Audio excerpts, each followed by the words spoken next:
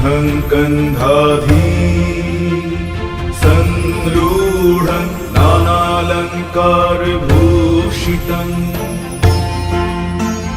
चतुर्भुजं महादेवीं नाद यज्ञोपवीतिनीम्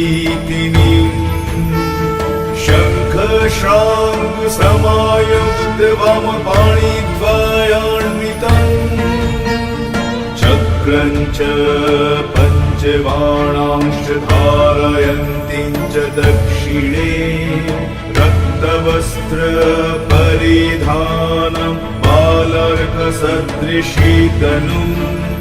नरदादै मुनिगणैः सेवितं भवसुन्दरीं त्रिबली बलियुपेतनाभिना